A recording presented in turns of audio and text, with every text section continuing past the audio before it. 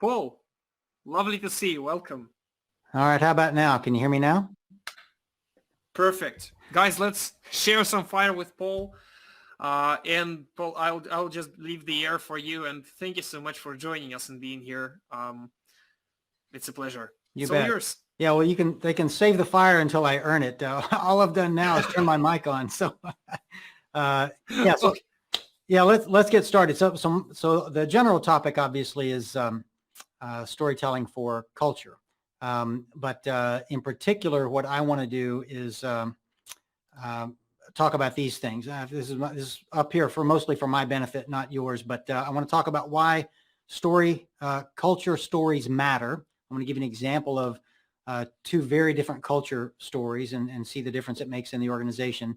And then I want to share with you several different types of culture stories and the difference that they can make and the impact they can make in an organization.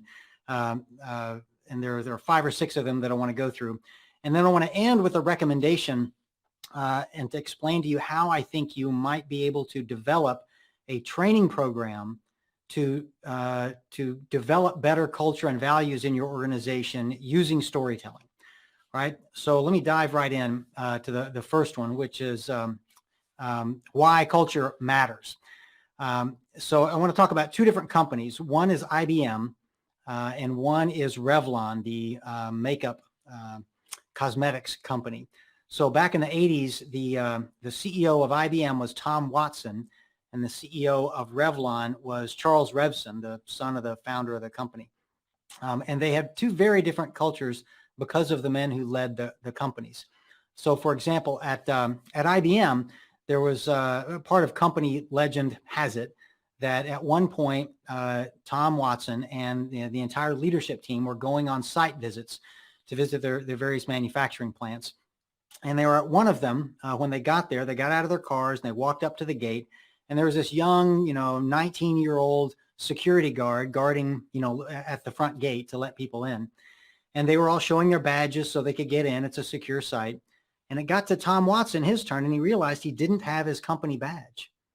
And this little 19-year-old security guard said, well, I'm sorry, I can't let you in, And of course, all of his executives are like, oh my gosh, don't you know who this is? This is the CEO of the company. You have to let him in. And he was like, look, I don't know any of you guys. I just started working here a couple of weeks ago, and all I know is I can't let you in without a badge. And Tom stopped the bickering among them and said, look, guys, we make the rules here. We follow the rules here. I'll go back to the car and I'll get my badge. I'm sure it's there. And he took the 5-minute walk back to the parking lot and the 5-minute walk back, found his badge, and they got in. Now, the only people that saw that happen were those executives and that one security guard. But within a week, that story was all over the company because people found it interesting once the security guard told them that, you mean Tom Watson didn't just fire you on the spot, or he didn't bully his way in or just command you to move aside. He actually went back to the car to get his badge. And that just made people realize, what a magnanimous leader that they had, somebody who's not afraid to follow the rules himself, even when they're inconvenient. Now compare that to what happened at Revlon, where at Revlon, and again, this is back in the 80s, this is back actually before they had badges you could swipe, through these little readers. And the CEO insisted that they keep a login book at the front desk when everybody walked into the office. So people would literally sign in when they got to the work, and they'd have to sign out when they left work. So he could keep track of how many hours people were working or something. Anyway, at one point, there was a new receptionist who got hired to work the front desk. And at some point during the day, some man came out of the offices and grabbed the book off of her desk, off of the front desk, and started to walk away with it. And of course, she chases him down the hallway and says, hey, you can't take that. I've got strict orders. That has to stay at the front. Everybody's got to sign in. If you take it, then people can't sign in. And the guy turns around and he looks at her and he says, when you pick up your last paycheck tonight, ask them to tell you who I am. And he turns around and he walked away. It was Charles Revson. He picked up the book because he wanted to go in his office and look at it and see who was working late and who wasn't. And of course, she got fired. Now, of course, the only person that saw that happen was that receptionist. But again, within a week or two, those stories were all over the office of what he did to her, rather unfairly. Now, just notice the difference in these two companies, both very successful companies leading in the industries they work in. But one of them inside the company had a fabulous reputation and culture of leaders that people admired. And one had a culture that people were afraid to talk to the boss or cross him or do anything that might get them fired. And I think the last question you asked the last speaker, and that I'm sure you'll ask me later, Artem, is, which comes first, the story or the act? And, here's a classical case where the act, of course, has to come first, but it's the story about what happened that made it all the way around the offices and that everybody heard about. And that's what defines the culture, is the stories that people tell about what happened. So I just give you those two quick examples to let you know that is how culture is spread throughout an organization, is through the stories that people tell about it. Now, I want to give you some other examples of stories that can do other things for you in terms of culture. The first one I want to talk about is defining the values of an organization, and that the stories can help you do that. So I'm going to share a story, and I'd like you to think about what values you're learning from this story. And in fact, I'd love you to just type them into the chat, as they occur to you. So this story is about Walmart. Okay, the company Walmart, the largest retailer in the world, I believe. And imagine that you're a new hire at Walmart, and it's your first day on the job, and the boss comes and gives you a list of, here are the company values that you're supposed to know and embody. But imagine in addition to that, he or she just tells you a story to help you understand these values better. And they said, and the story is about the founder of the company, Sam Walton, who again, this is an older story, back in the 80s, when there was a retailer in the state of Texas in the United States that used to be bigger than Walmart. But by the middle of the 1980s, Walmart had become bigger. And so the CEO of the other company called Sam Walton on the phone and said, hey, look, congratulations. You're now the largest retailer in my home state. But I'd love to learn how you did it. You're clearly doing something right. I'd like to bring my leadership team to your headquarters and learn how you're doing it. Now, Sam could have been forgiven for just telling them guys to buzz off because, we're competitors. I'm not going to teach you anything. But instead, what he said was, look, I don't know what I can teach you, but I'll be happy to try. So they made an appointment for all these executives to meet him at one of his local stores. So on the appointed day, at the appointed hour, all of these executives show up at this Walmart store and start walking around the aisles looking for Sam Walton. Well, they finally see him at the end of an aisle, and they start marching up the aisle. They see him there, and as they're walking up the aisle, they notice he's talking to a young woman. He's trying to sell her an ironing board cover. I mean, he's talking to her about the different, brands and the different qualities and the different prices and the colors. And, and as he sees them coming up the aisle, he stops him. He says, Charles, hold on just a minute. I'm talking to this young woman. And he continues his conversation with her, explaining all the different types of product they have, until she eventually makes a decision and puts one of them in her buggy and pushes off to the register. He turns around then to all these executives and says to the CEO, Charles, he says, Charles, do you know how many worn out ironing board covers there are in this country? We're going to sell 1 million of them this month. Now, what can I teach you about retail? All right. Now, knowing that he probably taught them a lot just watching him in action. But the point is, what kind of values do you learn about what it's like, or the values of the company Walmart, just from hearing that story? And there are probably dozens of them. I don't see any in the chat yet, but maybe I can't see them all. But there are probably several. First of all, the customer is number one, right? The CEO, Sam Walton, made the other CEO and all those executives who had an appointment with him, by the way, at that moment. It was their turn to be with him. He made them wait while he took care of one customer, right? At Walmart, the customer is number one. Also understanding the importance of the customer's wants and needs. How did Sam Walton know there were so many worn out ironing board covers in the country? He asked. It was important to him, right? And notice the persistence that he kept at it until she finally found what she wanted. And notice the passion for winning. Notice how excited he was about selling 1 million ironing board covers this month. I mean, all of those are values of the company, right? The customer's number one, persistence, passion for winning, knowing the customer's wants and needs. And you can see them all in the story. But if somebody just gives you a list like this, you're just going to forget them. But when you hear the story, you can see and feel what those company values are like. And so stories can help you define the company's values far better than a list ever will be able to. All right, so let me go back to my list of stories. That's one. I want to share another story about having diversity and inclusion valued in the workplace. All right, and if you want diversity and inclusion to be better valued, you need stories like this. And this one actually comes from his name is Bracken Darrell. He's the CEO of Logitech, the computer peripheral manufacturer. When he worked at another company, much younger in his career, he had a boss who was, and this is in the U.S., he had a boss who was a white male like him. He also worked with an African-American man and a white female. And they were all having lunch together one day, except the boss, just Bracken and the other gentleman, the African-American gentleman, having lunch. And Bracken was basically bragging about the boss. Our boss is awesome. And he's very fair-minded and treats us all equally. And he's just a great boss. And the African-American gentleman said, interesting, you don't see what I see. And Bracken said, what do you mean? He comes over and he visits us in the bullpen, and he's always open-minded, and he talks to us. And the other guy said, yeah, that's not what I see. Here's what I see. I see him come over to the bullpen. He goes to your desk first. He pats you on the back. You guys swap stories. You tell a few jokes. You talk about what you're doing this weekend. You carry on like you're brothers. All right. Then he goes over to Mary's desk. He says, Mary, how's your husband? How are your kids? Notice the only way he can relate to her is in her role as a wife and a mother, but not really as an employee or a leader in the company. And he said, and then he comes over to my desk and he says, hey, Darrell, how's it going? And that's all he's got. He can't even relate to me as much as he can to Mary, and he can't relate to her very well. He can only relate to you well. Now, do you think that we all work in a very equal playing field now? And that's when Bracken realized, no, we probably don't. And the point there is not everybody sees things the same way, and you'll pick up on things differently than your coworkers. And even a boss who thinks they're being very open-minded and progressive and equal maybe is not.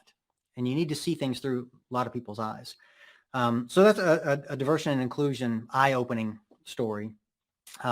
I want to share a story about how to get people to follow the rules, because a lot of culture is getting people to follow the rules that you have in place.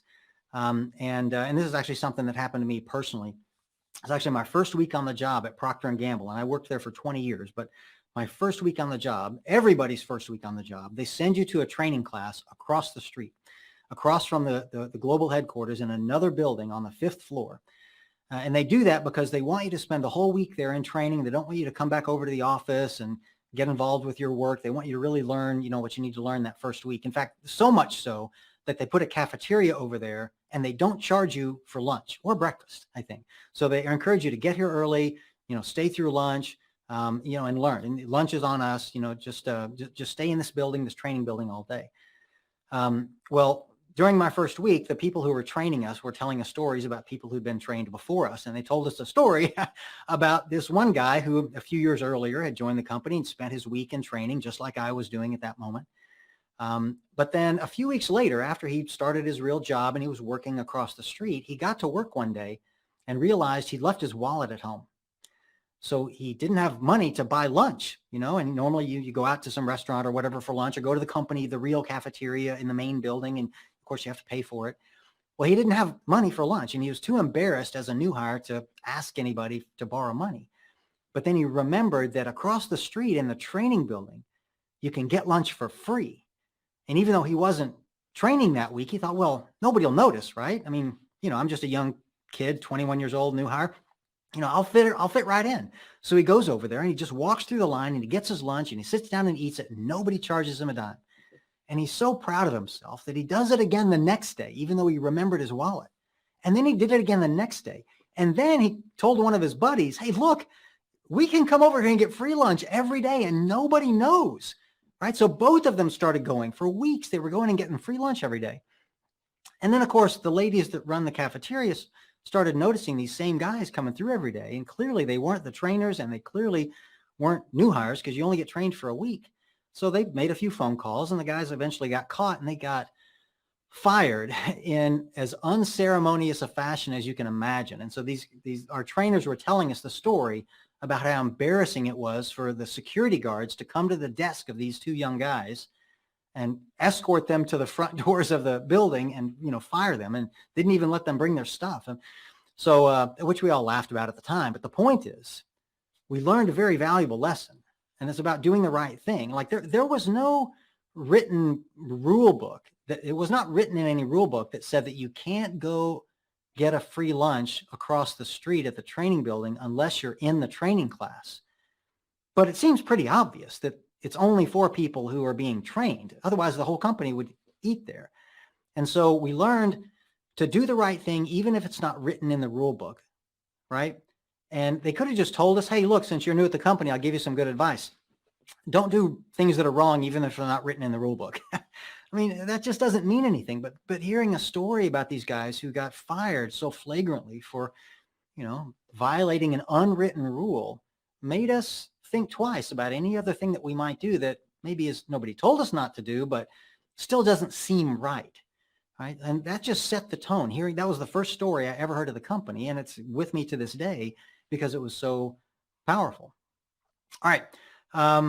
Let's try a couple more. And then I want to get to a recommended training plan for you. Let me pick, I think we'll do two more.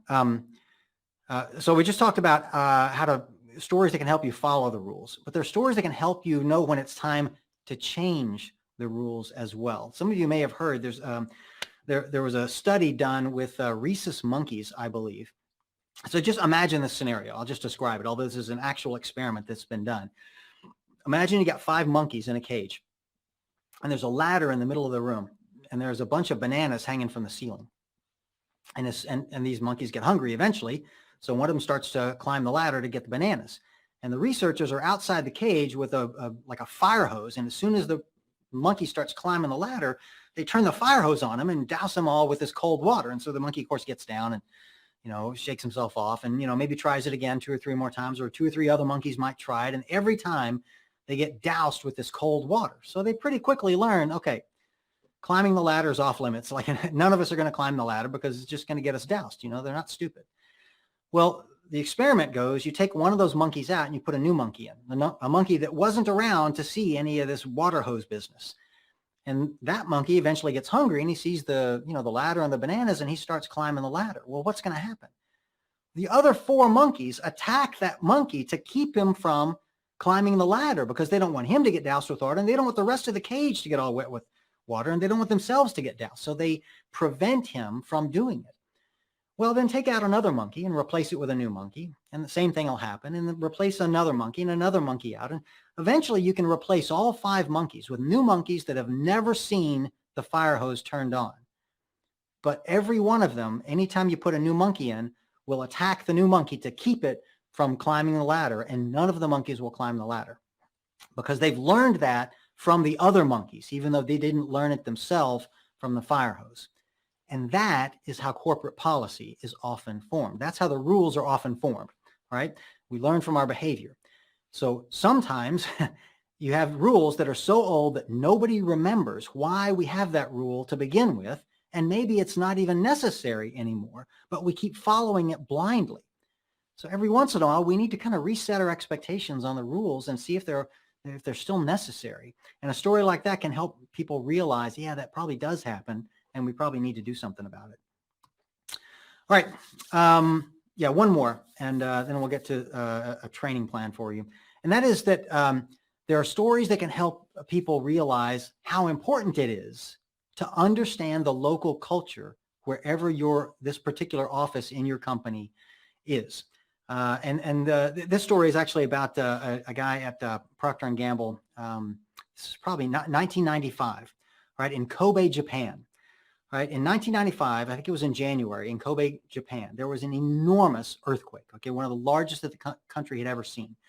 And the earthquake was centered on Roko Island in the Sea of Japan. Right, and that happens to be where P&G's Japan headquarters happened to be. Well, that island is a man-made island, and there's only one road, one bridge on and off the island, and it was destroyed in the earthquake. So all the people on the island, including all these P&G employees, were stuck on the island. They couldn't get off easily, and it was difficult to get food and water onto the island because the one road was impassable.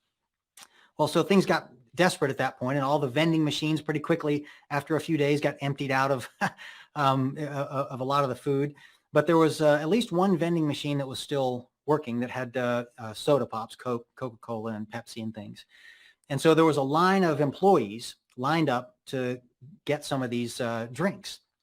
Well, one American expat, so a guy who was born and raised in the United States, who's working now in Japan on a broadening assignment, is one of the people in line to get one of these Cokes. And when it gets to be his turn, he buys 4 of them because it's him and his wife and 2 kids at home, and they're all hungry. So he buys 4 of them, and he goes home to feed his family. Well, a week or so later, the bridge got repaired and people started to come back to work, and he realized that there were rumors circulating about him that were very unkind. In fact, it turns out all the employees who worked for him, because he was a senior executive at the company, had completely lost respect for him. So much so that he couldn't even continue to lead the department because he'd lost all respect from everybody in the department. And the reason is because what he did at that soda pop machine, if he'd paid attention, he would have noticed that everybody else only got 1 drink, okay, even though they had family members too.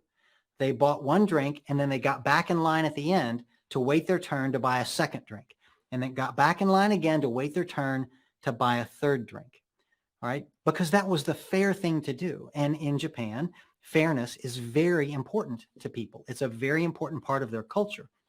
But here this American businessman came in there and just, bullied his way into all 4 at a single time. Not bullied. I mean, that's the way we would have done it in the US. And so he just assumed it'd be okay to do that there. And it was not.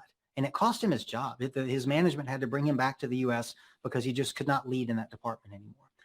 The point of the story is, it's important to learn and understand the local culture where you are, or very bad things can happen. You can't just assume that doing things the way you do them is okay with other people, right?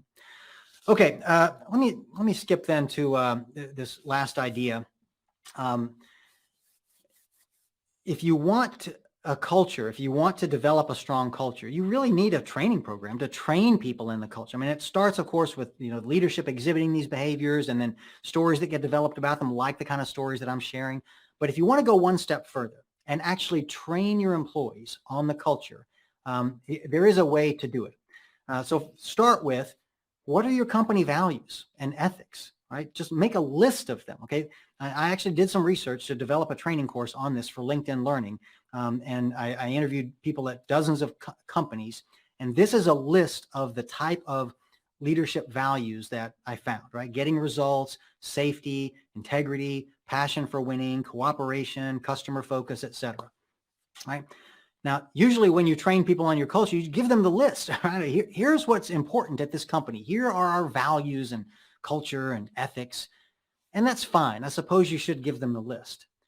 But all of these things are fine, and anybody can do any of these things anytime until they come in conflict with each other. And that, in fact, I would say that culture, here's my, if you want one takeaway line from all of this, this is it. Culture exists where values collide, right?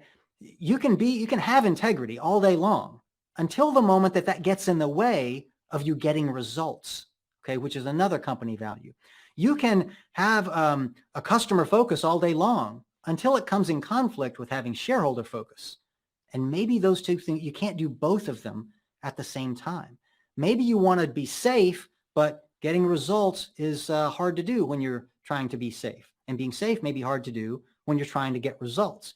And so when you really find out what kind of culture a company has is in situations where 2 or more values are in conflict with each other. And so what you want to do is develop a training program based around stories of where your company values come in conflict with each other, and have people figure out what they should do when they run into a situation like that. And you, of course, need to have the right answer. How do you want them to behave when they're in conflict? So I'll give you an example. So you'll notice back here, one of the third one on the list, getting results versus safety. Every company I've ever worked with has said that getting results is part of our culture. But almost everyone I've ever worked with has also said that safety, especially in manufacturing environments, safety is an important part of our culture. And that's fine until they come in conflict. So here's an example of where they can come into conflict. So there was a guy who worked at a manufacturing company. They worked with steel, and they were stamping out. His job was to stamp out steel parts. I think it was for cars. So a big sheet of metal comes in, and then this machine comes down, and like you see in the picture there, and stamps it into the right shape, and then it moves off, and the next piece of steel comes in. And his job is to work the steel stamp press machine. And he got in trouble because they did a safety audit and found out that he was not using the secondary safety switch. All right, here's what that is. So you notice there are two buttons on that machine. One button makes the press come down and stamp out the part. The other button is a safety switch, which means you have to press that button first and then press the other button at the same time. You have to be holding down both buttons at the same time in order for the press to work. And the reason they installed that was because it makes sure that when the press comes down, one of your hands isn't in the way and going to get crushed, all right? Because if you have to have both hands touching a button, there's no way that one of your hands can be in the wrong place at the wrong time. So it was just installed as a safety precaution. But this guy didn't use it, okay? And he got called into the office, into the HR office, to be chastised and maybe fired for not using the secondary safety switch. And when they complained to him, here's what he said. He said, I've been running that machine for 35 years. I've never had an accident, and I've never used the secondary safety switch, and I don't need to start now. When I run that machine, the way I run the machine, I can make one part every 3 seconds. If you make me use that secondary safety switch, that takes an extra 2 seconds. So it takes me 5 seconds now to stamp out a part. That means at the end of the day, I'm going to have produced 40% fewer parts for you. You are going to have to buy 40% more machines to get the same throughput and hire 40% more people to get this throughput. And by the way, I am going to make less money at the end of the month because I get paid by parts.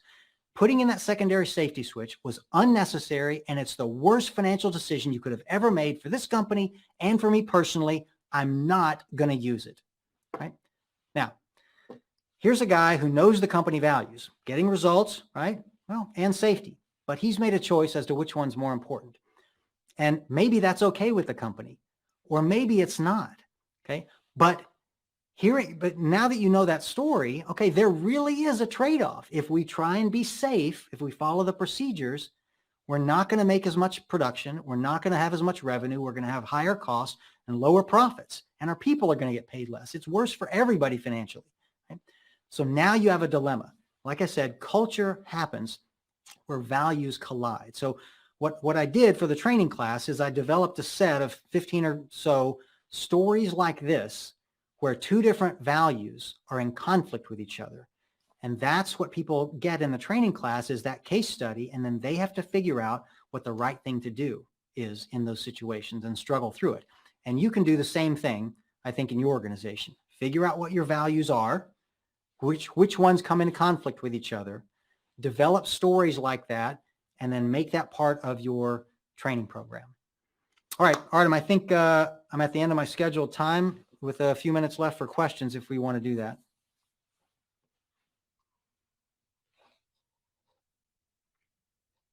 Or am I supposed to see them in the chat?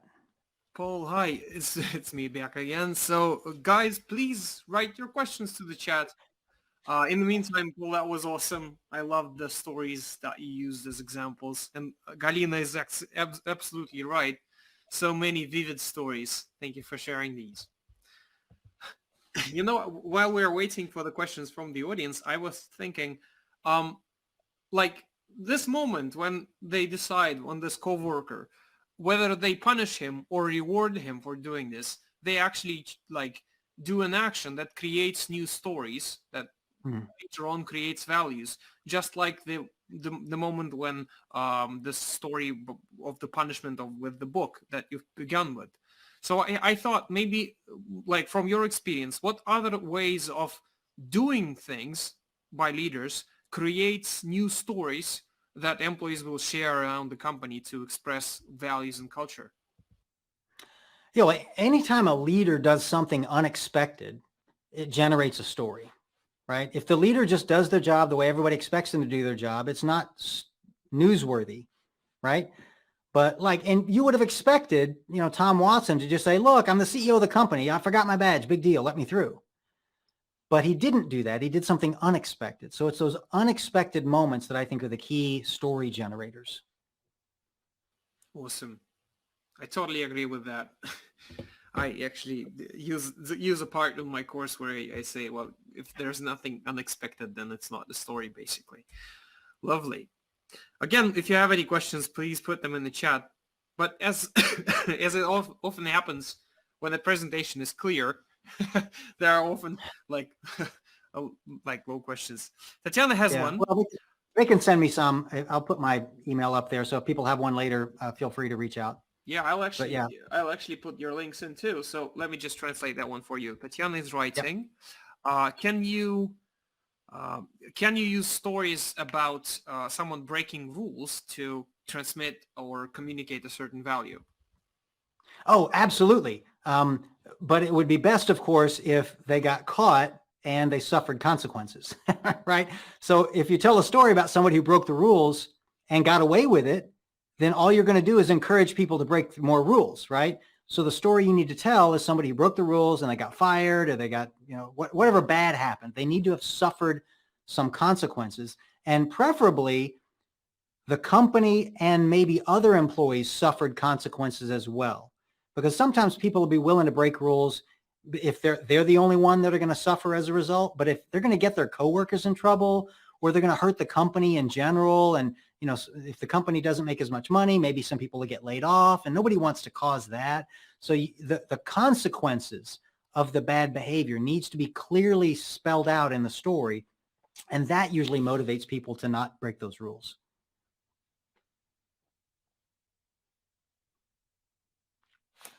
So I think you might be on mute. Yeah, thank you so much. I like how there is this space where you specify that there should be consequences for other people. That's knowing where to end the story, basically. That's a good advice. So Tatiana is asking further on, is that correct that stories about breaking rules should inevitably have some kind of punishment in them? Yeah, I think that's the point. Yeah. So one more from Adel, and you can read it out for yourself because we'll still have the chat and the translation. It's in English. What happens when people cannot reconcile the values that collide? I'm assuming some of these situations cannot be fixed in just one session of exploring the collisions. People say that they are too busy to explore.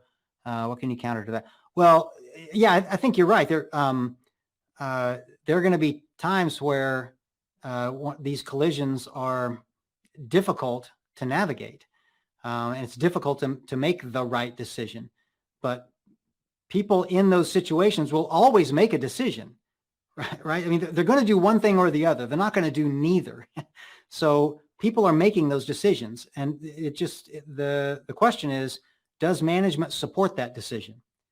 Right. So if the stories that you put into the training class, you're going to want to put the stories in where you as the leader knows which way you want them to answer the question. But sometimes just struggling with it is enough, right? Just realizing, if I do this, it'll be violating this value. But if I do this, it'll be violating that value. And maybe that'll encourage me to at least go talk to my manager about it or talk to the HR department. I mean, so maybe just being aware of the conflict is enough to have people understand your company values. So now that I've talked through that, I think even an irreconcilable one is a valuable exercise to go through. As far as people being too busy, I mean, I'm not sure what you mean by that. If you've signed up to go to a 3-hour training class, I'm assuming you've got 3 hours to spend, or don't go to the class, So yeah, that shouldn't be a problem. Awesome. We've got one more from Olga. She's asking, is it necessary to work with stories that are appearing in the group of workers just, on random, naturally? in routine, or is it just, do I have to work with them? I'm not sure I understand the question. Do you have to work with what? With the stories that I would say appear by chance on random in the collective. Olga is writing about like it's regular story. Meaning, are you limited to things that actually happened? Is that what you're asking? Like, you're limited to telling stories about things that really happened as opposed to making up fictional stories? Is that? Olga, if you would make a clarification there, that would be nice. Just some more details to that question. Well, while she's thinking about that, you want to ask me that last question? I know you want to ask me? Yeah, yes. You've actually commented on that, but let me go again. So culture forms the stories we tell and live, just like you've masterfully demonstrated, and vice versa, stories form the culture. So which came first? Yeah. So I think the action always happens first, but the story is the main thing that spreads the culture. All right. So these stories, kind of answering the question that I think she might be asking, most of the stories that you tell should be real stories about real things that happen to real people. So the activity has to happen first, or there'd be nothing to tell a story about. But the culture gets defined when the stories start being told, because all these things that happen, like all the examples I gave you, only a handful of people at the whole company saw it happen. So the culture, changed for them when they saw that happen. But the other 100,000 people in the company didn't see it happen. So the culture didn't change for them. It only changed for them when they heard the story. So the activity happens first, but the culture only changes when the stories start to circulate. So hopefully that's... Yeah, that's a good ad. Thank you so much. I'll add you to this small piece of paper I have here. So Paul, it was lovely. Maybe Olga will clarify the question, and we have one more comment here. Too busy to complete a discussion, a collision story with a bow. Oh yeah, that's just a comment from Edel here. Okay, thank you so much. It's been a real pleasure. Always welcome to see you, and yes, just thank you, especially this year. Thank you for being with us and sharing your wisdom. You bet. Good luck with the rest of the conference. Thank you so much. Guys, let's share some fire, because now Paul has really earned it. Earned it? Okay. Thank you. I totally believe that. Yeah.